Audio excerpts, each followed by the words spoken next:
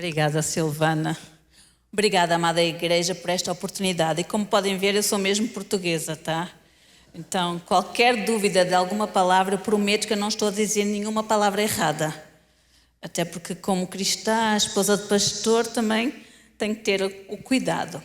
E é muito bom perceber que vocês abriram a igreja em si a um tema tão importante, a um tema tão delicado. E eu gostaria, sinceramente, de não ter que estar a falar sobre isto.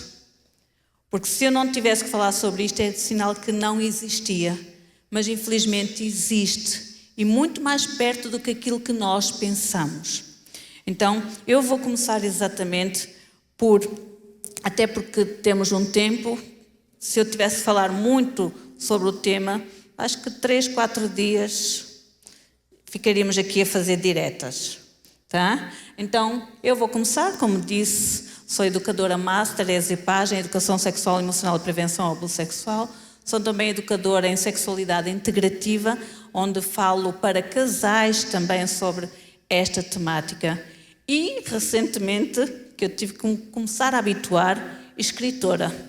Disseram, Margarida, tu és escritora? Eu, não. Então, mas escreveste um livro, és escritora. E eu, é verdade. Então, tenho que me familiarizar com esta situação. E vamos começar aqui para falar sobre o que é sexualidade infantil. E para saber isso, é importante nós termos uma base. E a nossa base vem da educação da Organização Mundial de Saúde.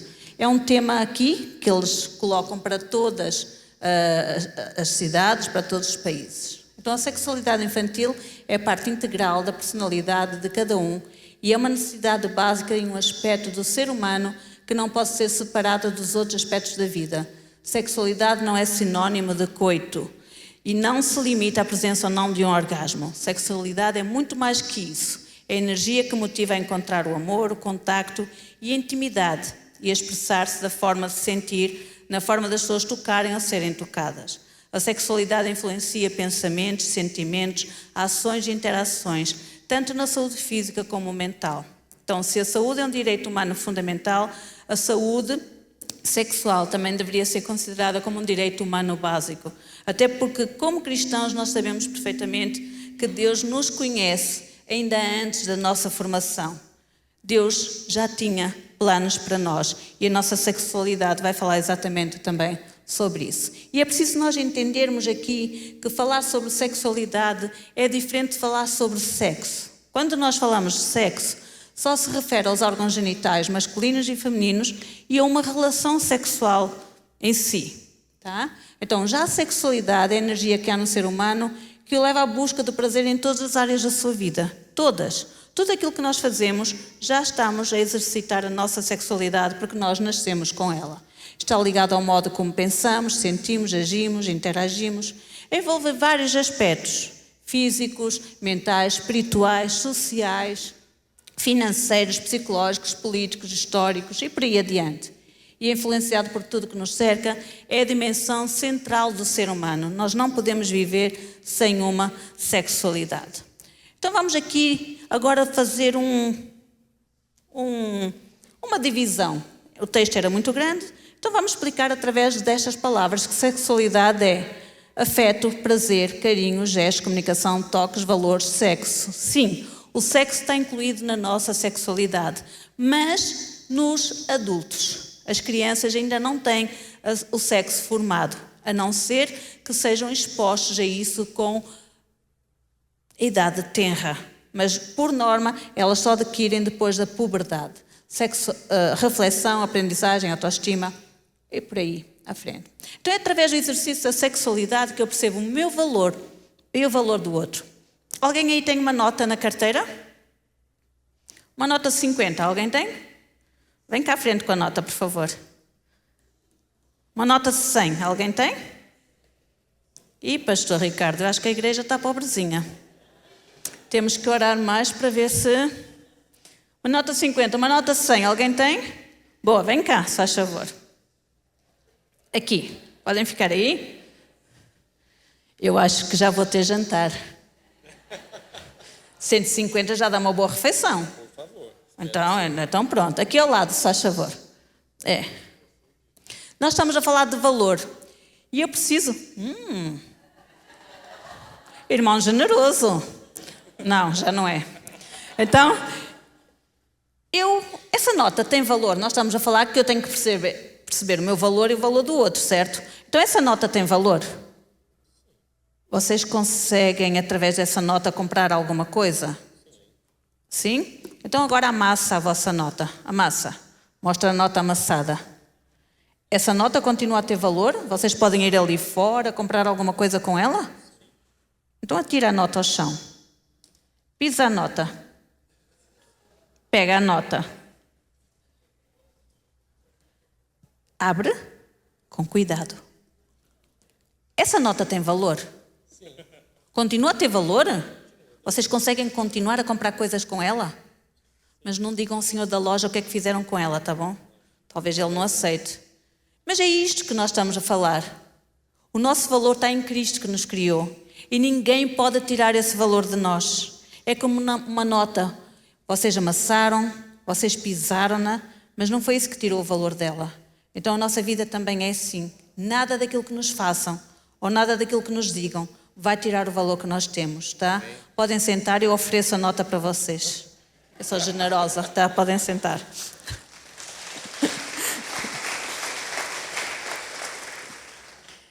Também aprendo a respeitar-me a mim e a respeitar o outro. Eu não consigo respeitar ninguém se eu não me respeitar. Eu não consigo amar ninguém se eu não me amar. Então aqui está a diferença, que é através do exercício da sexualidade que eu tenho todos estes pontos. Também conceitos. O que é que não é educação sexual infantil? Não é só sobre ensinar o corpo humano e os genitais. Não é oferecer à menina uma educação repressora e ao menino uma educação liberal. E muitas vezes nós mulheres, principalmente, vivemos momentos muito complexos conforme nós vamos crescendo. Porque a menina vê lá como te comportas, coloca as pernas direitas, olha a roupa que tu estás a usar. Então nós temos que ter ideia e a noção de que todos nós somos iguais. Tanto mulheres como homens temos todos o mesmo direito. Se um tem que se comportar de uma forma, o outro também tem que se comportar da mesma forma. Então muitas mulheres foram reprimidas conforme foram crescendo. E para os rapazes era tudo normal. Faz o que quiseres, trata como quiseres, chega à hora que quiseres a casa, mas menina não pode chegar à hora que quiser a casa. Então nós temos que entender isso. Não é sobre falar sexo com as crianças. Não é isso. Não é erotizar ou adultizar a criança. E nós tendemos a erotizar a nossa criança quando nós permitimos que elas ouçam músicas eróticas, músicas que são músicas do mundo, músicas como a Anitta, músicas aqui que vocês conhecem, música funk. Essas não são músicas para cristãos, muito menos para crianças, porque as letras que estão dentro dessas músicas vão interiorizar dentro de nós. E nós vamos criando aquela ideia das letras das músicas. Então não é isso. Adultizar quando? Quando nós vestimos as nossas crianças como se fossem mini-adultos. Porque há meninas que já vestem colãs, assim que... Eu, por mim, eu não visto, tá? Eu já sou adulta, eu não visto certo tipo de roupas. Mas muitas vezes nós usamos roupas de adultos em crianças. E nós precisamos entender que a criança vai ser mais tempo adulta do que vai ser criança. Então nós precisamos deixar que a nossa criança viva a sua infância de uma forma saudável, de uma forma livre. E pais que estão aqui, nós não vamos ter controle sobre as nossas crianças. Vai haver uma altura, na altura da adolescência, na altura de que é considerada uma altura de rebelião, que elas vão com uma roupa de casa, mas chegam à escola e trocam de roupa. Então, se nós desde cedo começarmos a incutir nas nossas crianças que há uma forma correta, e se nós não as vestirmos, elas vão aprender a crescer também boas. Não é só estimular a prática sexual, não é isso. Não é mostrar imagens ou conteúdos pornográficos. E não é só responder a perguntas sobre sexualidade. Ok? Eu sei que estou numa igreja, mas era-me liberdade para falar sobre o assunto. Então, eu fui convidada. Mas eu já disse também que eu não vou falar nada que filha. Faz conta que eu sou uma filha, eu tenho 9 anos, combinado? Então eu vou ter com a mãe. Oh mãe, olha, o que é sexo, mãe? Ixi, a resposta, mãe, o que é sexo, mãe? Sim. Guarda aí. Oh mãe, Oh, mãe, olha, o que é virgem? Ixi, a minha mãe não sabe responder. Oh, pai, o que é nude? Ixi, vamos rebobinar, tá? Vamos atrás. Eu sou uma criança de 9 anos, eu vou fazer perguntas, ok? E quando eu fizer a pergunta, vocês vão dizer: uau, que interessante, onde é que tu ouviste isso? Pode ser? Decoraram o que eu disse? Então eu vou para a criança. Oh, mãe, o que é sexo? É só mãe, vocês não são todas minha mãe. Oh, mãe, o que é sexo? Onde você ouviu isso? Oh, mãe, o que é virgem? Uau, que interessante. Onde você ouviu isso? Ela decorou melhor, tá? Oh, pai, o que é nude? Uau, onde você ouviu isso? Oh, mãe, é que na escola a professora deu uma prova e ela lá dizia sexo masculino, sexo feminino. É, não é? Oh, mãe, é porque na garrafa do azeite estava escrito azeite ultra virgem. Oh, pai, é porque a prima disse que hoje ia se maquilhar com cores nudes. Malandra, que mente maliciosa que vocês tiveram. Muitas vezes a criança não quer saber aquilo que nós pensamos com mente de adulto. Ela simplesmente quer saber alguma coisa que ouviu. Então nós vamos sempre, sejamos pais, sejamos educadores, sejamos professores, nós vamos sempre retribuir a pergunta à criança, sempre. E se não sabemos responder, nós vamos ser sinceros. Eu não sei responder, eu vou procurar a resposta, ou vamos juntos procurar a resposta. Então retribuem sempre. Uau, filha, que pergunta interessante. Vamos tentar ver o que é que tu sabes a respeito disso? E só depois é que nós vamos dar a nossa resposta. Porque ela não quer saber aquilo que nós já sabemos como adultos. Nós já aprendemos, ela ainda está a aprender e muitas vezes não é o que ela quer. O que é então? É oferecer informações sobre o corpo, emoções, sentimentos. Deixar que as nossas crianças expressem aquilo que estão a sentir. E muitas vezes nós barramos as emoções delas. Estás a chorar, sempre a chorar, olha que chorona, olha que chorão. Vamos dar a oportunidade à criança a falar aquilo que está a sentir. Filha, posso-te ajudar? Filha, eu posso-te ajudar de alguma forma? Então vamos dar liberdade. Até porque nós adultos nem sempre sabemos o que é que nós estamos a sentir. E precisamos dar nomes aos nossos sentimentos para podermos desenvolver uma boa conversa. É estabelecer uma conexão afetiva com os nossos filhos. Porque se nós não fizermos, os abusadores vão fazer. E de uma forma muito, muito rápida. Então, pais, compete-nos a nós educar os nossos filhos. Dar nome aos órgãos sexuais. O que é isto? Agora é todos, tá? O que é isto? Aqui. Uau! Todos vocês disseram o mesmo nome. Então porquê que quando chega às partes íntimas, vocês teimam em inventar nomes?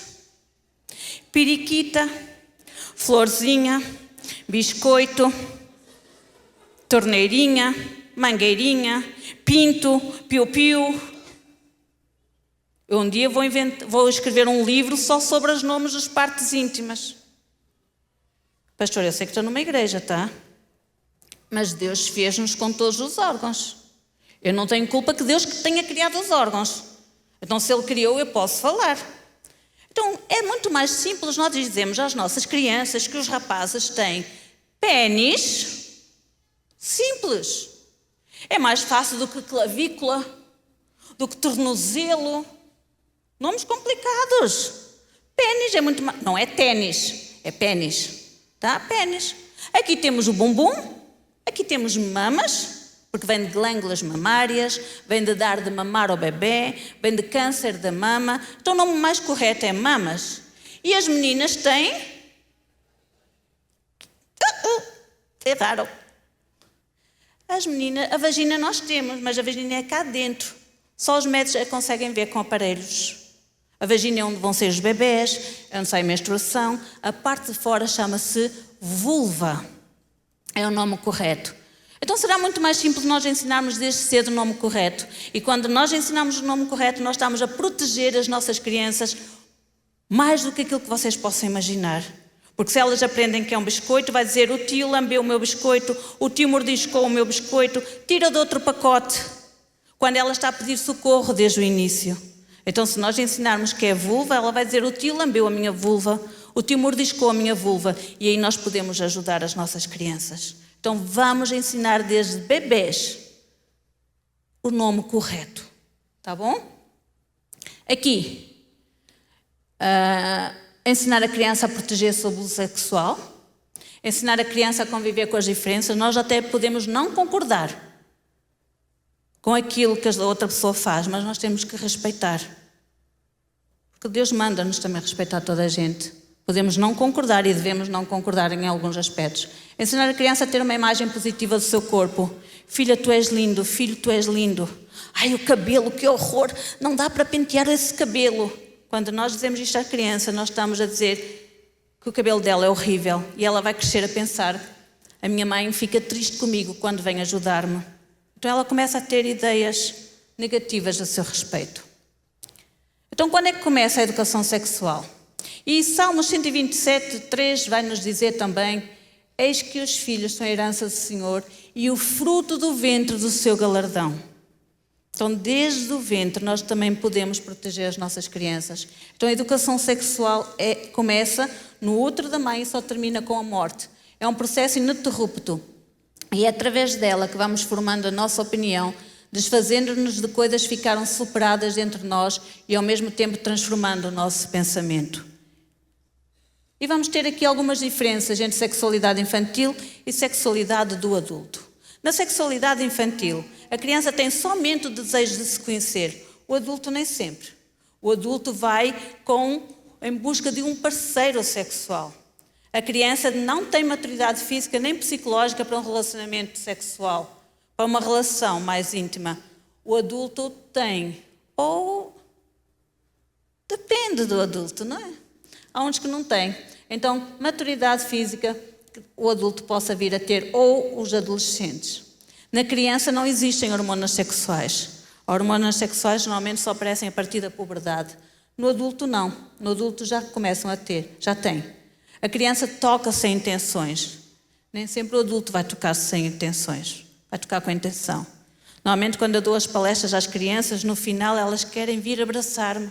E uma toca aqui, outra toca aqui, porque elas querem vir todos ao mesmo tempo. Agora, se no final vocês todos ali quiserem vir cumprimentar, irmãos, amor de Cristo, tudo bem, mas cada um na sua vez. Tá? Então, é uma forma de nós também protegermos as nossas crianças. Então vamos fazer uma reflexão. Em que momento é que nós começamos a nos empenhar na construção, no caráter das nossas crianças? Em formar uma criança educada e com bons modos? Quando é que começamos a fazer isto? Quando? Desde a infância. Quando é que nós começamos a nos preocupar com a educação ambiental, rodoviária, sísmica? Em que escola é que eu vou colocar o meu filho? Como é que vai ser? Quando é que nós começamos a fazer isso? Na mais tenra idade. Qual é o momento em que nós começamos a educar as nossas crianças religiosas e entregá-las numa comunidade cristã? Quando é que começamos? Quem nunca cantou corinhos para os bebés? E que muitas vezes eles chegavam e gostavam da música. Então, desde o ventre. Então, porquê que só adiamos a educação sexual? Porquê que só dizemos, quando ela crescer, na escola, eu não vou falar sobre o assunto. A igreja tem um privilégio muito grande em poder educar as nossas crianças. Na área da educação sexual também. Então, Provérbios 31:8 vai nos dizer: abre a tua boca a favor do mudo, pelo direito de todos os que se acham em desolação.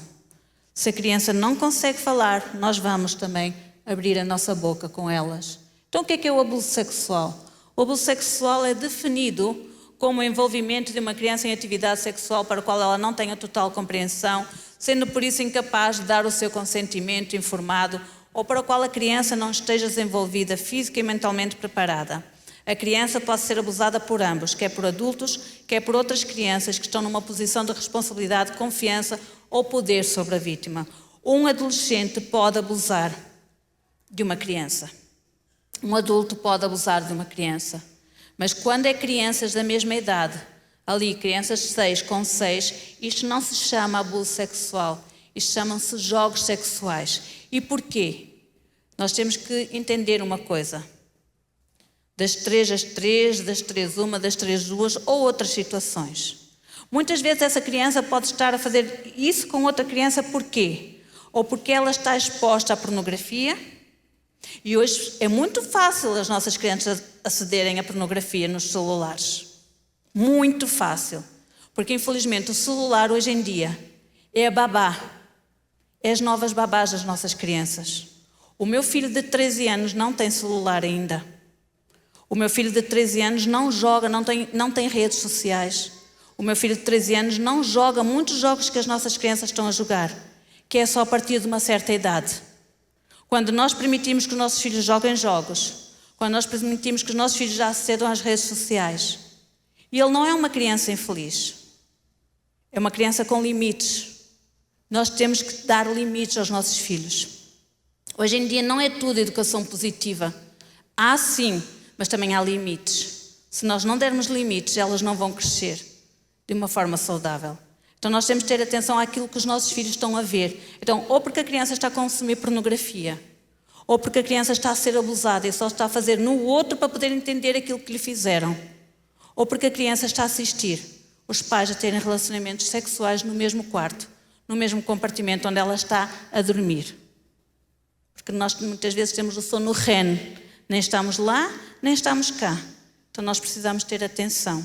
Porque a criança só vai querer entender. Agora, se é uma criança, um adolescente de 12 anos, com uma criança de 6 anos, aí sim, já é um abuso sexual. E nós precisamos também cuidar dessa criança de 12 anos. Porque ela pode ter sofrido e só está a tentar entender. E temos alguns tipos de abuso sexual. Intrafamiliar, extrafamiliar. Intrafamiliar é dentro do contexto da família. Extrafamiliar, normalmente é uma pessoa fora, mas dentro do rol de amizades da família. Temos com contacto físico e sem contacto físico. Com contacto físico, tocar nas partes íntimas para satisfação sexual, tocar ou beijar na boca da criança para obtenção de prazer, e eu aqui alerto. Cuidado com os beijinhos na boca dos nossos filhos. Beijinhos na boca é um carinho muito especial, mas é um carinho somente entre casais, entre namorados. A boca é uma parte privada. E se nós dizemos, eu só dou porque eu amo o meu filho, eu amo a minha filha, o abusador vai dizer exatamente isso à vossa criança. Eu só te estou a dar um beijinho na boca porque eu te amo, mas tu não podes contar a ninguém, porque se contares a alguém, o pai e a mãe deixa de ter contacto comigo. Então nós temos de ter muito cuidado. Beijinho na boca é um carinho especial, mas é só para os namorados e para os casados. Até porque a boca é a parte mais suja que nós temos no corpo humano. Tem micróbios, tem bactérias, há doenças que se passam através da boca, então eu não devo dar beijinhos na boca de ninguém, a não ser no namorado, no casamento, para um relacionamento. Porque crianças não namoram. Nós não devemos instigar o namoro na infância. Namorar é uma responsabilidade muito grande para nós construirmos uma família no futuro. Então vamos deixar de dizer, tu és tão bonita, o teu namoradinho, já tens namoradinho de certeza. Vamos parar com isto. Criança não namora, criança não tem idade. Nós estamos a instigar que ela comece a procurar um namorado. Então criança não tem idade para namorar. Praticar jogos sexuais com as crianças, pedir ou forçar a criança a tocar nos seus genitais, forçar a criança a praticar atividades. Sem estimular a criança a praticar atividades sexuais, ela é que toca, contar histórias eróticas ou fazer comentários de natureza sexual, expor a nudez para a criança. Eu só tirei a roupa. Já é uma forma de abuso sexual. Eu só mandei um piropo, só mandei um assobio. É uma forma já da criança estar a ser abusada. Tudo aquilo que leva a que o ser humano adulto tenha uma intenção dentro da sua cabeça e reflita no outro, já pode ser considerado um abuso sexual. Olhar ou espiar a criança em qualquer situação íntima. nos banheiros, quando nós recebemos visitas em casa, temos um convidado e de repente o convidado desapareceu do convívio e a nossa criança foi tomar banho. Então ela pode estar a espiar no banheiro os nossos filhos a tomar banho. Sempre que nós tivermos uma visita e o nosso filho for tomar banho, vamos ver onde é que estão as nossas visitas. Margarida, estás a ser paranoica. Não estou. Tenho tido muitos relatos de adolescentes que dizem: eu senti-me incomodado porque eu estava a tomar banho e senti alguém a espiar-me na porta do banheiro. Então vamos estar atentos. Fotografar ou filmar a criança para gratificação sexual ou venda das fotos. E aqui nós podemos muito, vocês de certeza que veem nas praias. Muitas vezes crianças sem a calcinha, sem as cuequinhas, sem a fralda, porque estamos na praia. Mas todos nós hoje em dia temos um celular. E vocês sabem se aquela pessoa está a tirar fotografias aos vossos filhos? Fotos de bebés nus são as fotos que mais se vendem nas redes de pedofilia. E valem milhões ao longo do ano. Então vamos colocar roupa às nossas crianças quando nós estivermos nas praias. Perfil do abusador: dedica uma quantidade exagerada de atenção à criança, oferece facilmente para levar a criança a passear e procura isolar a criança de outras pessoas, ok? Procura uma oportunidade para estar sozinho com ela e faz sentir que ela é criança especial. Eu gosto tanto de ti. Tu és a criança mais especial aqui do meio, tu és a minha filha mais especial, o meu filho mais especial. Então vamos ter atenção àquilo que é nos dito. E temos alguns mitos sobre o abuso sexual. Então, o abuso sexual não acontece com frequência, é mentira. O abuso sexual, 1 a cada 5 crianças são abusadas sexualmente. 1 a cada 5. A cada 6 minutos no Brasil, uma criança é abusada sexualmente.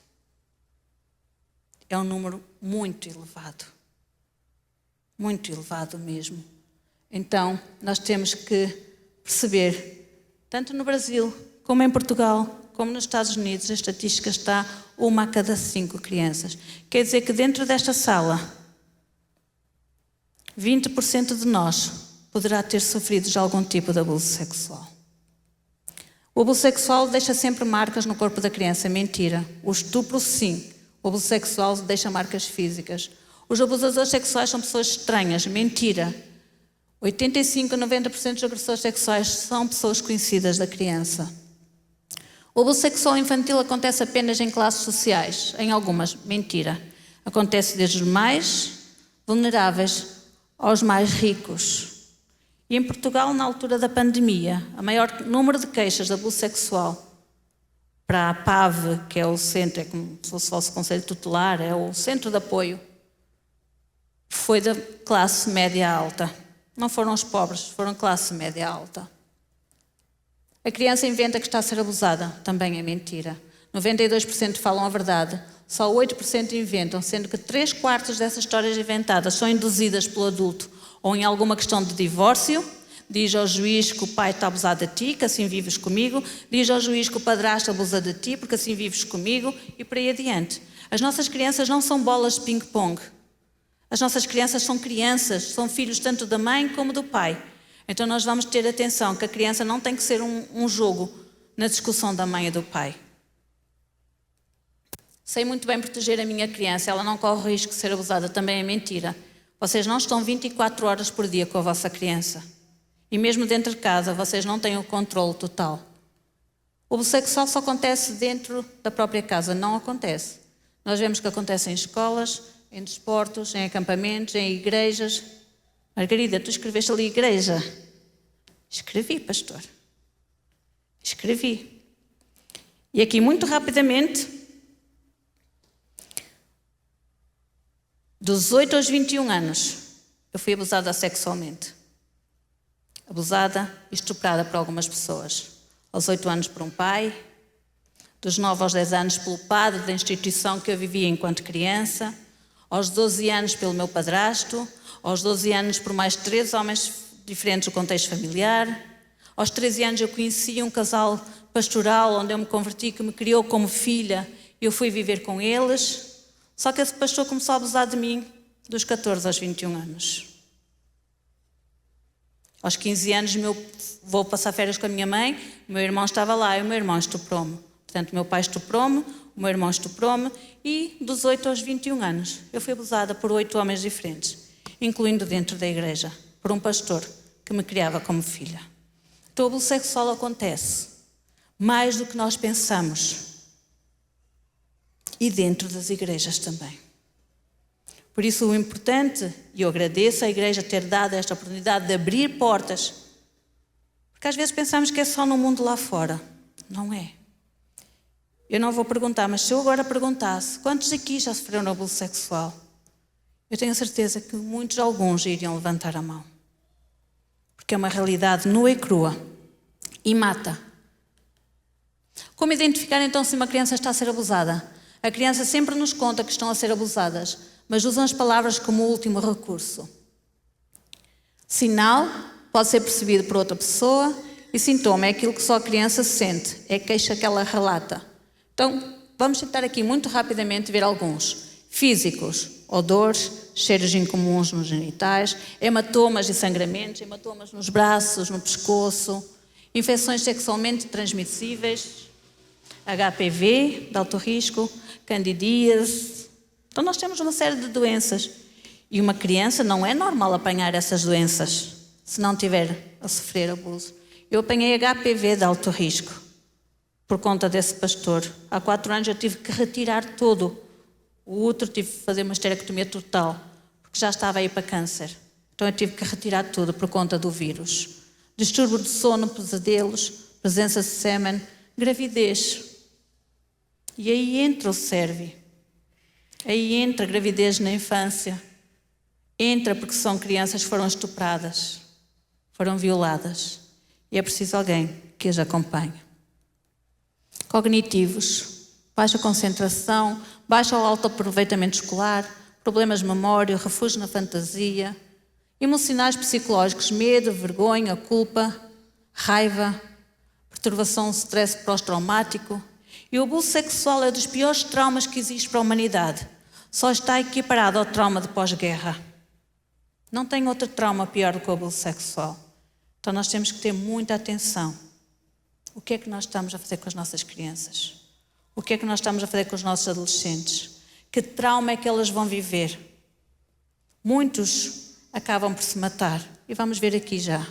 Sinais e sintomas comportamentais, mudança repentina, limpeza compulsiva, mentiras, vocês vão ler, portanto eu não vou dizer todos. Chegar a casa com presentes ou com dinheiro. Vamos estar atentos ao que é que os nossos filhos levam para casa. Interpessoais, vontade excessiva de agradar. Para ela, a vida dela não presta para nada, mas ela só quer agradar o outro. Sexuais, acesso à pornografia, brincadeiras sexualizadas, contam histórias com conteúdo sexual muito mais do que aquilo que nós sabemos muitas vezes. Masturbação compulsiva, desenhos sexualizados. As crianças muitas vezes falam através dos desenhos. E eu tenho aqui alguns exemplos de desenhos. Ok. Este e este foram tiradas de um curso que eu fiz que vem do MEC. Estes dois aqui foram entregues a mim. Este foi uma professora que me chamou e disse: Margarida, por favor, volta à minha escola, porque uma criança fez o desenho. A tua brincadeira preferida. O que é que tu mais gostas de fazer? E ela desenhou 2 pessoas a tocarem-se. Elas estão nuas. Estão 2 pessoas a tocarem-se. Vê-se a vulva, vê-se o pênis, bem saliente. E este foi-me dada por uma menina de 9 anos, depois de uma palestra. Este desenho foi para tribunal. Aqui não dá para reparar, mas os braços estão a tremer. A mão do abusador tem uns coraçõezinhos. A menina está a chorar desalvadamente. Ela diz: não, para, socorro, por favor, deixa-me em paz, socorro. Aqui ninguém toca. E então, e aqui da boca sai qualquer coisa. Acho que não preciso explicar o que é que sai da boca. Então, este desenho foi para tribunal. O pai foi chamado, mas respondeu em liberdade até ser julgado. E conforme respondeu em liberdade, ele fugiu com a filha. E até hoje ninguém sabe onde é que eles estão. Temos alguns fatores de impacto que tornam a revelação ou a situação ou o trauma mais difícil. Quando começaram os abusos, quanto mais cedo pior. Quem foi o abusador, quanto mais perto da criança pior. Eu quero vos dizer que cada ponto que eu estou a falar dava muito tempo para desenvolvimento, tá? Eu, como não posso trazer tudo, eu trago o básico para que nós possamos entender. O tipo de abuso, se foi um toque, se foi penetrativo, qualquer tipo de abuso já deixa marcas profundas. Duração do tempo, reação diante da revelação. Ai, filha, mentirosa, tu estás a mentir. Primeiro vamos acreditar na criança e depois vamos tirar a limpo com o adulto. E o ambiente familiar, se é uma família com estrutura boa, a criança vai conseguir recuperar melhor. Mas se é uma família em que em casa toda a gente grita, toda a gente bate, e avisa já que bater é crime. Ah, mas bater é educar. Não é, gente. Bater não é educar. Se nós batermos num adulto, é crime. Se nós batermos num cachorro na rua, é crime. Se nós maltratarmos uma mulher, é crime, é violência doméstica. Então, se nós batermos numa criança, é educar? Desculpa, bater é crime. E eu sei que aqui no Brasil também bater é crime, assim como em Portugal. Ah, foi só uma palmada, eu apanhei e não morri. Mas será que não tem consequências entre vocês? Será que não se lembram facilmente quando os vossos pais vos bateram? Então temos que ter essa relação. Consequências: 1/3 das meninas que foram abusadas pelo pai tentam suicídio em consequência do abuso. E temos algumas consequências: desenvolvimento cerebral prejudicado, perturbação de stress pós-traumático, isolamento, automutilação, agressividade, depressão, tendência a suicídio ou mesmo a suicídio. Eu tentei suicidar-me há 12 anos atrás, já casada, mãe de 4 filhos, esposa de pastor, dentro da igreja. Eu tentei. Porque uma pessoa, quando comete o suicídio, ela não se quer matar a si. Ela quer matar a dor que está dentro dela, que ela não consegue aguentar. Então, ali numa faixa etária entre os 30 e 40 é onde existem mais suicídios. Porquê? Porque a mulher já é casada, muitas vezes, o homem, tem filhos, começam a entender o que é que aconteceu com elas, começa a vir todas aquelas memórias e acaba por cometer suicídio. Eu tentei, mas Deus é tão bom que não permitiu. Eu ia para me atirar da ponta do trem. No momento já tinha começado a terapia, não vou contar aqui a história, até porque a história vocês vão ter no livro. Eu estava a alçar a minha perna para me atirar à linha do trem. No momento toca o celular. Eu atendi. Estou. Em Portugal atende-se assim, tá? Estou, Margarida, daqui eu sou psicóloga. Tinha 3 sessões com ela antes. Por favor, sai daí. Caminha. Vamos conversando. Eu fui conversando com ela. Quando dei por mim já estava longe. Mais tarde eu perguntei-lhe: Ana, o que é que aconteceu naquele dia? E ela disse, eu senti uma voz que me disse: liga para a Margarida porque ela vai se matar. Foi Deus. Foi Deus. Deus sonda e conhece os nossos corações. Só Ele sabe o que é que se passa. Porque todas as coisas contribuem para o bem daqueles que amam a Deus, daqueles que são chamados segundo o seu propósito. Tentei várias vezes. A história foi difícil que eu vivi, sim. Mas Deus teve um propósito maior. Maior para eu hoje poder dar esta formação. Maior para eu hoje poder ir às escolas, ensinar crianças, adolescentes e jovens a importância do seu corpo e a importância de poderem falar. Então temos aqui alguns sentimentos: medo, culpa, vergonha e insegurança. E porquê que a maioria das crianças não conta? Porque principalmente o de cima. Porque não reconhece o abuso sexual como sendo um abuso. Ela vai começando a crescer, a pensar que aquilo é um carinho normal. E é tudo menos normal. Porque o abusador vai dizer: eu só faço isto porque eu te amo. Eu só faço isto porque eu quero estar contigo. Então, na prática, na igreja, acredito que possam ter algumas destas sugestões. Se não tiverem, é uma recomendação. Realizar entrevistas, verificar antecedentes criminais de todos os intervenientes diretos ao Ministério da Infantil e do Adolescente. Às vezes negligenciamos. Qualquer pessoa serve para o Ministério Infantil. Não é qualquer pessoa que serve para o Ministério Infantil. Precisamos ver quem é a pessoa que está no Ministério Infantil. Quem é a pessoa que está a cuidar das nossas crianças. Ter no mínimo 2 pessoas no Ministério Infantil, de preferência que não sejam da mesma família. Se a criança for pequena e não souber fazer a sua higiene na ida ao banheiro, chamar um dos pais. Vocês podem pôr aqui a placa: pai de fulano, faz favor de ir à recepção. E se a criança for independente, então, supervisioná-la até à porta do banheiro. Não entrar com ela. Que seja o pai a ir ao banheiro com as nossas crianças. É fundamental isso. Ter vidros nas salas das crianças, para que qualquer pessoa possa passar e olhar para dentro da sala. Evitar os eventos noturnos, acampamentos, se um dos pais não puder estar presente. Realizar treinamentos, eventos e capacitar os voluntários sobre educação sexual e prevenção ao abuso sexual. E ter pelo menos um representante do Ministério bem capacitado com conhecimento de educação sexual. Fazer este curso. Vocês podem procurar na internet, Liliana Rocha, que ela dá um curso maravilhoso também, onde tem informações importantes. Mas pelo menos ser uma pessoa que saiba lidar com este assunto. Aqui é uma imagem que eu trouxe. Esta imagem é em Portugal, tá? Não é a bandeira do LGTB+, ou a bandeira do A a Z. Tem tantas letras que podemos agora pôr de A a Z. Não é. Para mim representa o arco-íris. Então este desenho que está aqui. Cada pontinho que vocês veem aqui, estão a ver pontinhos? É o fundo de uma garrafa PET. Uma garrafa de plástico. Recortada e pintada pelas crianças. Onde cada pontinho destes representa o número de uma criança abusada numa localidade, numa das nossas ilhas, onde vivem 35 mil habitantes. Então aquilo ali representa uma criança abusada naquela localidade. Em Mateus 18,6 vai nos dizer: mas qualquer que escandalizar um destes pequeninos que creem em mim, melhor lhe fora que se lhe pendurasse ao pescoço uma mó, de atafona de mó, da pedra, e se submergisse nas profundezas do mar. As crianças são os seres mais especial que Deus nos dá. Então cabe a nós, comunidade, cabe a nós, igreja, cuidar delas e protegê-las. Todos os dias as crianças precisam saber e sentir que são amadas. Falo com palavras, mas principalmente com ações. Tenho aqui algumas sugestões de livros.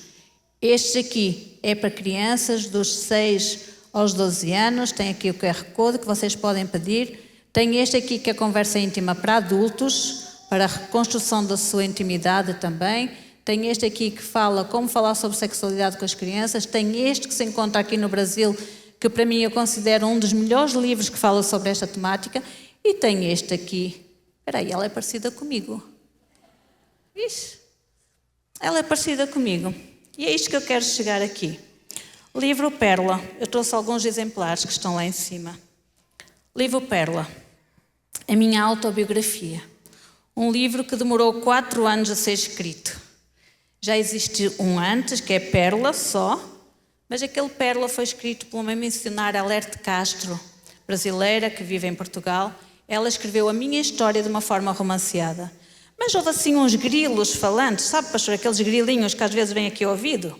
Tipo uma Rose, não sei se vocês conhecem a Rose Santiago.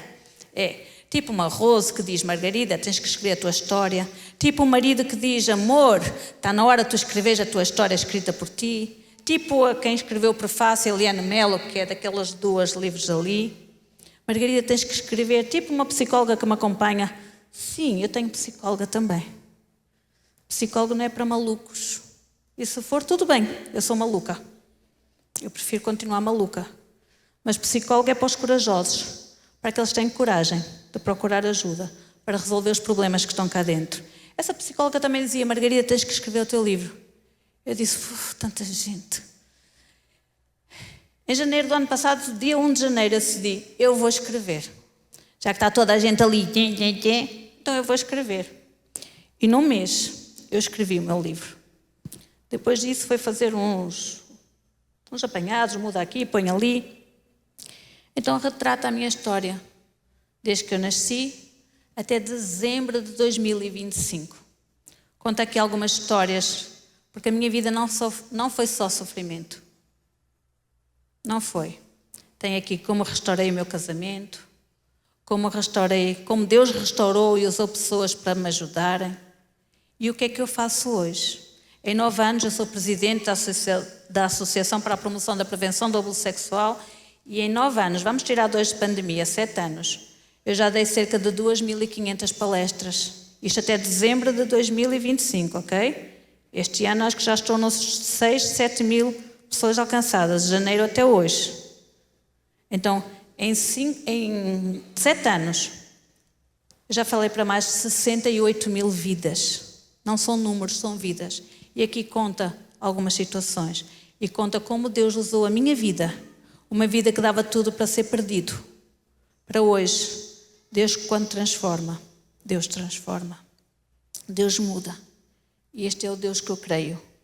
Porque todas as coisas contribuem para o bem daqueles que amam a Deus, daqueles que são chamados segundo o seu propósito. E eu hoje vivo este propósito.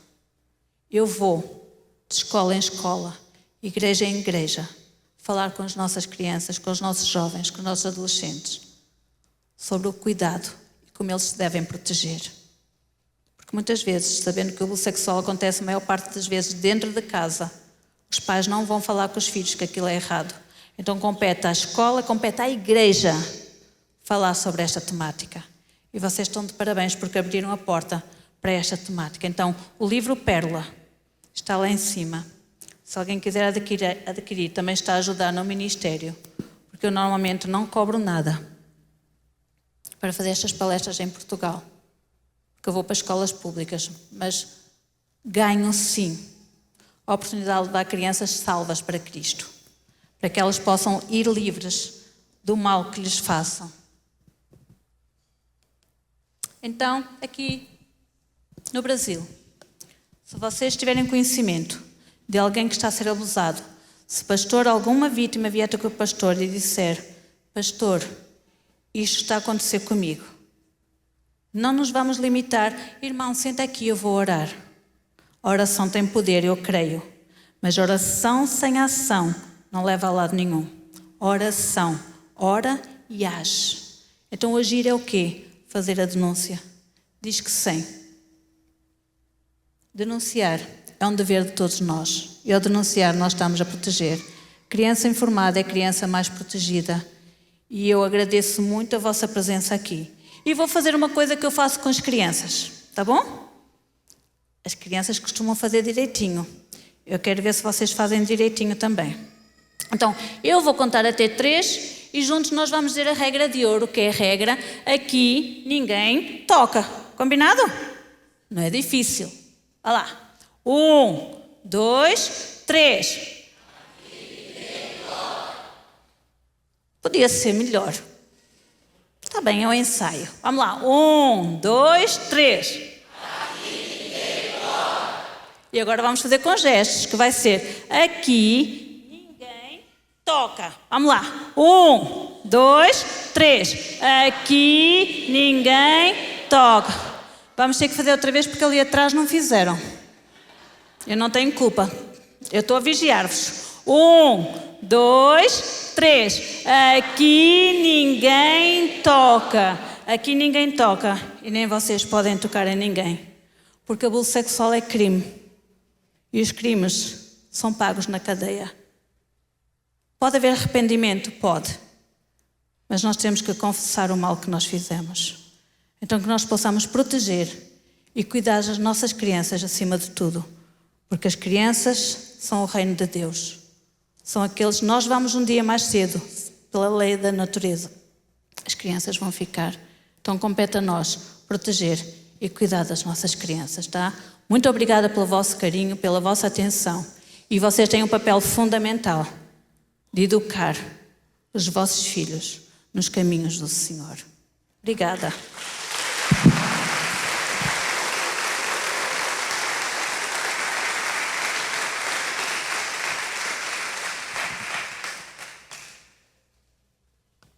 Alguém quer fazer alguma pergunta? A hora é agora, querido. As crianças costumam fazer pergunta. Margarida, conheces Cristiano Ronaldo?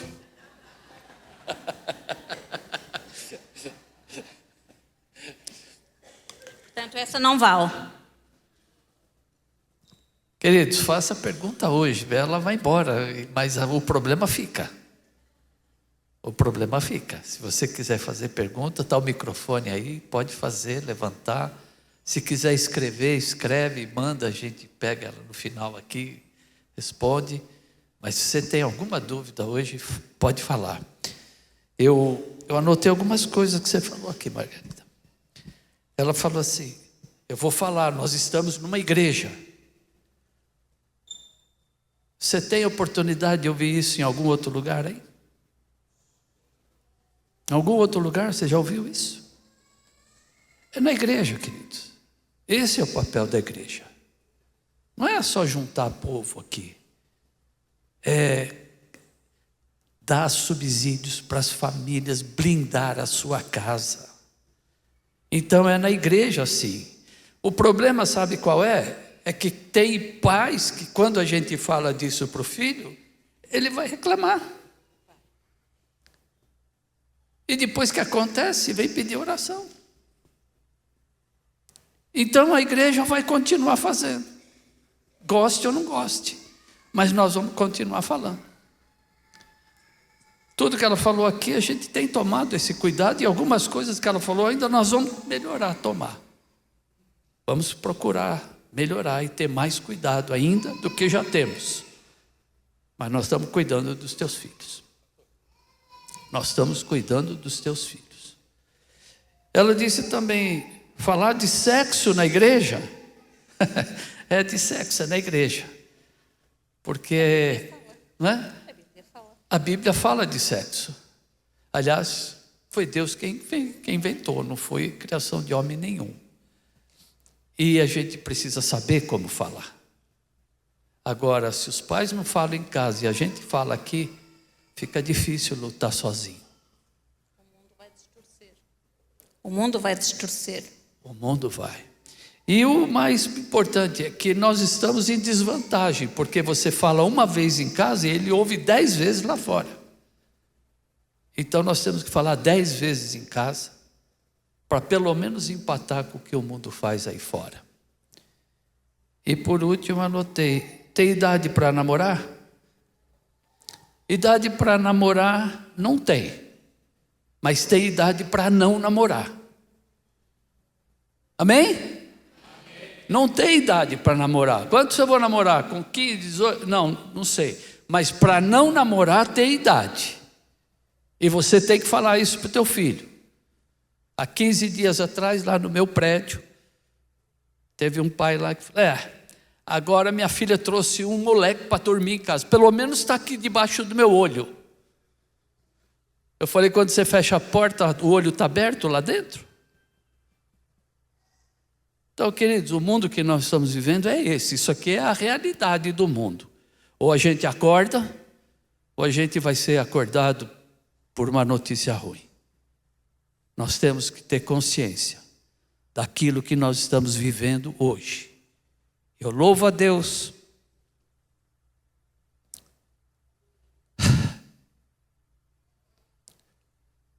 Pela tua vida, Margarida. Pela coragem de falar,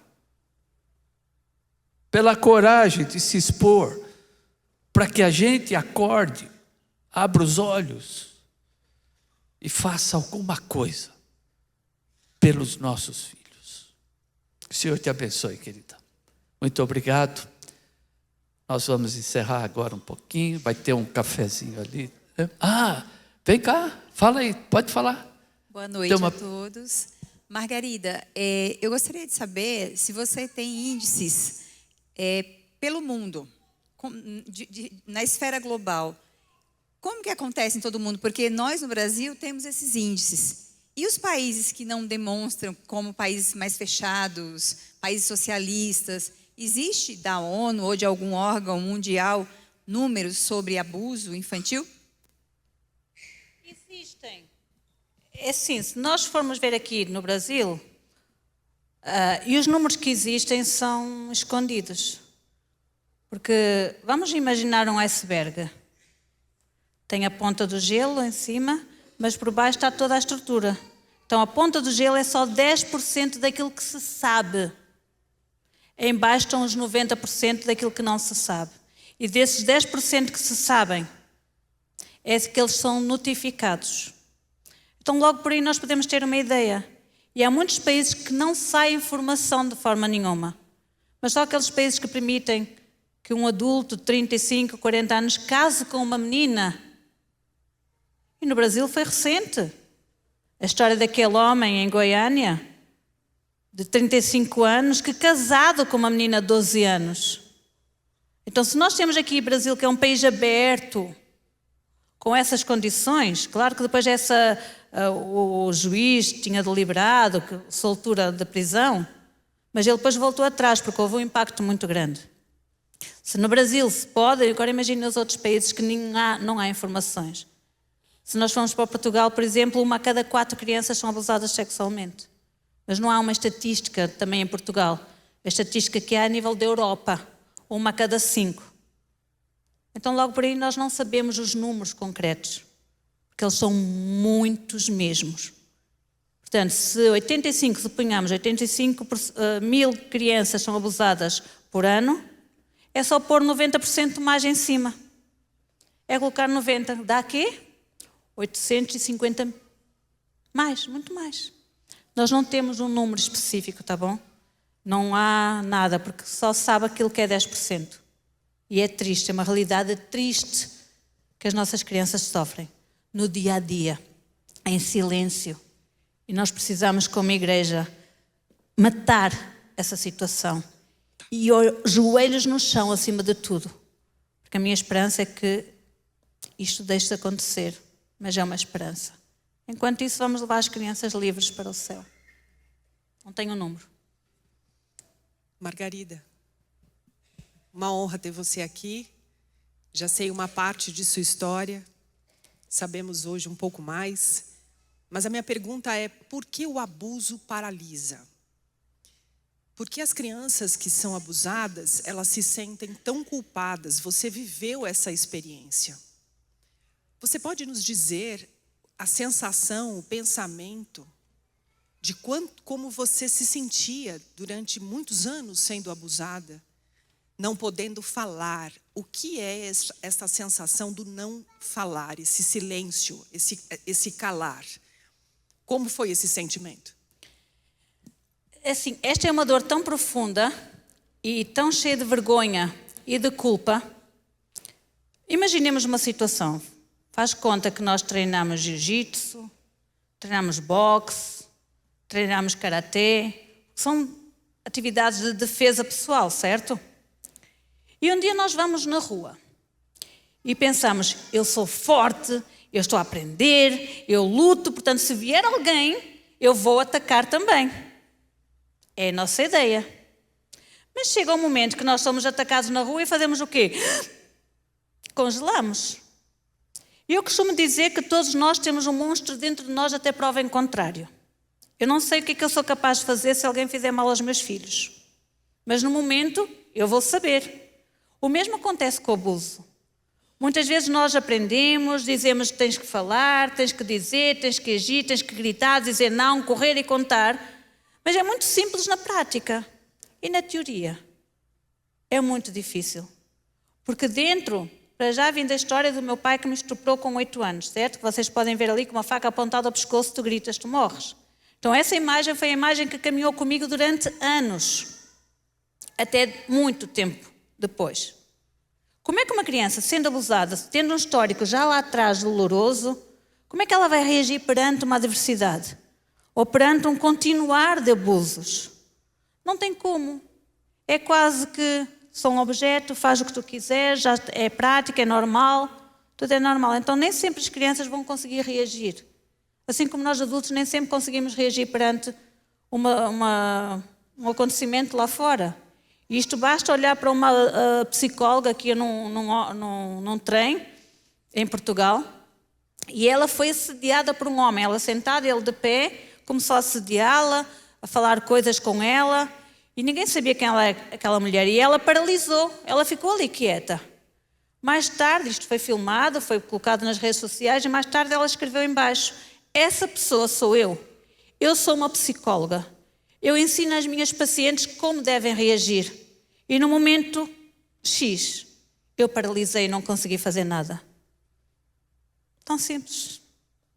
Nosso organismo, o nosso emocional, nem sempre se encontra preparado em momentos de agressividade, em momentos de violência, em momentos de situações complicadas. Então não tem como saber como reagir na hora. E uma criança abusada vai fazer o mesmo. Até porque, como eu disse, a maior parte das crianças abusadas não sabem que aquilo é um abuso. É um carinho disfarçado. Um carinho bom, mas que é errado. Margarida, posso perguntar? Mais alguém? Aqui, Microfone ali, por favor. eu queria fazer uma pergunta. A Rose. De forma prática, a partir do momento que os pais detectam... Não entendi, tens de falar mais? De forma prática, a partir do momento que os pais detectam que a criança está sendo abusada, como eles devem agir? O que eles devem fazer? Existe sempre um medo inicial, principalmente da destruição da família. Se for dentro do contexto da família, porque eu vou destruir a minha família. Mas o importante é dizer à criança: eu acredito em ti. Tu és o ser mais especial que eu tenho aqui. Eu vou proteger-te. Eu vou contigo nesta situação até onde for necessário. Então, primeiro, acolher a criança. Acreditar nela acima de tudo. E não dizer de antemão: tu és uma mentirosa, isso é mentira. Não. Primeiro vamos acreditar na criança e depois é que vamos tirar a limpo. Mas dizer: eu estou aqui para ti. São 3 fundamentais. Eu acredito em ti, eu estou aqui e eu vou-te ajudar.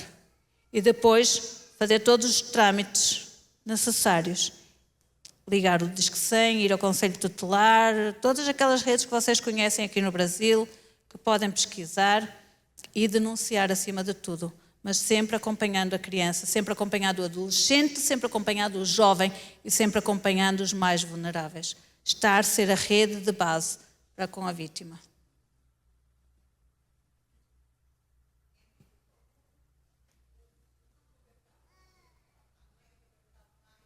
Sim, muito mesmo. Porque muitas mães são coniventes e muitas mães entregam as crianças aos pais. Em Portugal, eu vou falar de Portugal porque é a minha realidade, tá? Existe lá uma localidade em que é normal os pais violarem as meninas, estuprarem e dizerem: antes de seres do outro vais ser minha.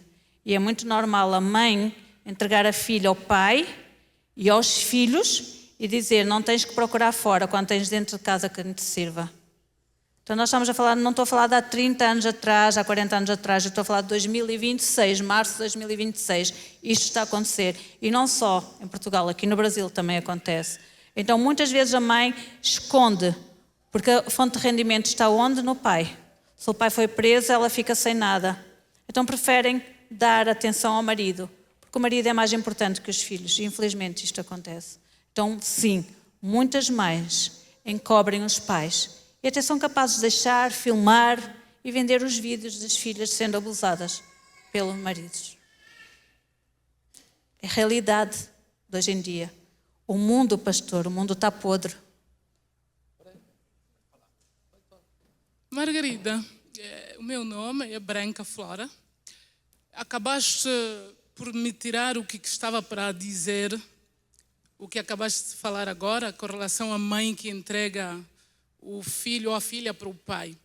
Mas ainda assim tenho 2 perguntas. Uma como um conto e outra como uma pergunta à Margarida, sendo que já vivenciou e a sua pessoa foi alvo, não é? Tal qual contou-nos. Eu tenho a dizer e a contar, tal qual disse, que sendo africana, essas histórias de estupro, enquanto eu cresci, ouvia histórias, mas não sabia como decifrá-la. E lembro-me, uma das vezes, perguntei à minha mãe. E a minha mãe conta-me que algumas histórias que ela ouvira na altura, no tempo dela, nos anos 60, os pais que praticavam, as famílias que tinham este tipo de episódio, o faziam porque tinham um pacto com o diabo, isto africanamente. E então a minha pergunta pergunto a Margarida agora, e para a raça branca, Será que também é o pacto que o pai faz com o demônio para que possa estuprar a filha?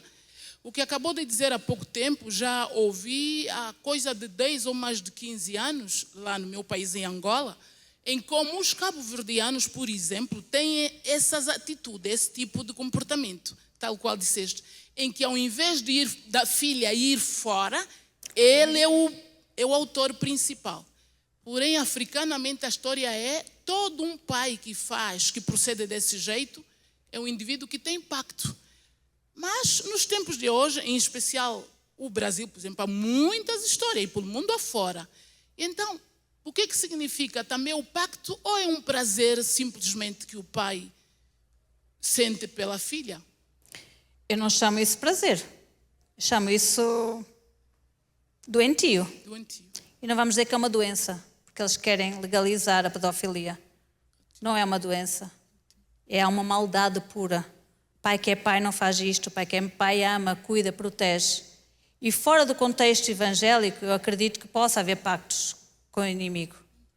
Mas agora acreditar que dentro das igrejas isso acontece é difícil demais. Então, Deus deu-nos também o livre-arbítrio. O homem é livre. E não venham dizer, eu fui tentado por Satanás. Não. Não foi tentado. É uma escolha. Quem é abusado não é uma escolha. A vítima não escolhe ser abusada, mas o abusador escolhe abusar da vítima. Eu fui abusada e nem por isso abuso de ninguém. Antes, pelo contrário, usei a minha história para proteger as crianças. Uso e vou continuar a usar. Porque quem foi abusado abusa. É mentira. E estatisticamente a maior parte do número de pessoas abusadas são mulheres. E a maior parte de quem abusa são homens. Então as estatísticas não batem certo, se assim for.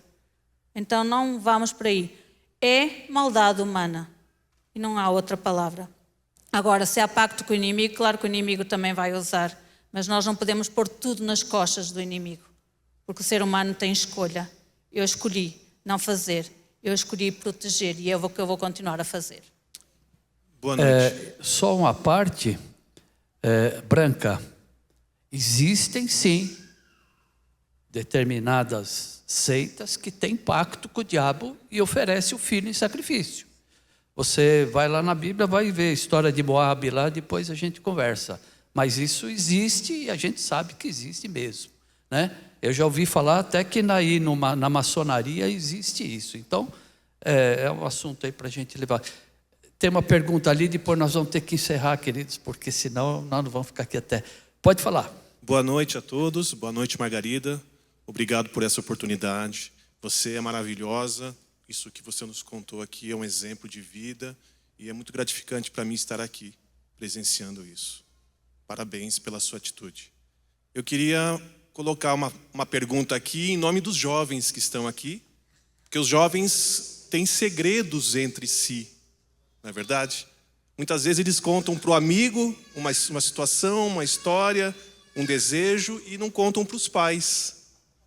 E de que maneira que você pode aqui responder ou incentivar aos jovens quando eles têm entre si segredos? Às vezes um amiguinho pode contar para um amigo que teve um abuso, mas não conta para o pai ou não conta ou não denuncia. De que maneira que um jovem pode incentivar outro jovem a denunciar um abuso sexual? Isso acontece muito mesmo. Mas nós, enquanto pais, tivermos a tal conexão, a tal ligação forte com os nossos filhos, eles vão confiar em nós. Mas quando isso não acontece, ou quando a criança, adolescente, jovem não consegue falar, é incentivar que quem ouviu diga, eu vou-te ajudar, mas nós precisamos ir procurar um adulto para ajudar. Porque uma criança não consegue ajudar outra. Estou a falar criança, adolescente, jovem. Então ela deve dizer, criar uma rede de proteção, criar ali uns 4 ou 5 nomes de alguém adulto, capaz e que eles gostem muito, que possam confiar nessa pessoa. Então incentivar que eles devem e podem contar sempre, por mais medo que tenham, por mais vergonha que tenham, que eles devem interagir também com os adultos. Vai haver uma fase que eles não querem falar connosco, mas neste sentido é algo grave, que não pode ser encoberto, porque o abuso não vai parar ali, ele vai continuar, porque o coleguinha não vai conseguir ajudar. Então, incentivar os nossos adolescentes jovens a dizer que se alguém lhe contar, que ele vai prometer que não vai guardar segredo, mas que vão procurar ajuda de um adulto. Eu quero fazer a última pergunta. Um pai identificou que aconteceu com o filho. Qual a atitude que deve tomar? Ir ao Conselho Tutelar, falar com a polícia e contar o que é que aconteceu. Denunciar. Mas como tratar essa criança a partir do momento que ela foi abusada? Foi o que eu disse há bocado. Dizer que acredita nela, dizer que vai ajudá-la e não criar isto como um alarme. Porque se a criança conta que foi abusada e de repente nós ficamos todos, começamos a chorar, a criança vai dizer, o que é que eu estou a fazer? O que é que eu fiz? Meu pai ficou preocupado. Não, vamos agir com naturalidade. Não é fácil, não é. Mas é importante nós agirmos com toda a naturalidade e dizer, filho, filha, eu estou aqui, eu vou-te ajudar e nós precisamos denunciar. Mesmo que ela diga, mas eu não quero, porque isto, porque aquilo, porque ele ameaçou-me. Então, dizer, eu estou para te proteger com tudo. Agora, se foi a mãe, se foi o pai, fazer o mesmo sentido. Mas a família vai ser destruída. A família vai ser destruída? O que me disseram é, Margarida, não contes a mais ninguém para não estragar o meio evangélico. Então, durante anos eu calei-me e o pastor foi protegido durante aquele tempo. E eu? Como fica a vítima? De dizer, não vamos contar porque a família vai ser destruída. Ok, a família vai ser destruída. E quem se preocupa com a criança que não sabe proteger? Procurar ajuda terapêutica. Eu já disse que psicólogos não é para malucos. Psicólogo é para quem tem coragem. E dentro das igrejas, não só ficar pela oração. Procurar intervir com toda a família, não só com a vítima. Porque os pais que descobriram também estão a sofrer. Então, procurar ajuda terapêutica, procurar ajuda judicial e que o resto seja encaminhado a quem dá direito. Tá bom? Amém, queridos. Obrigado, viu, queridos?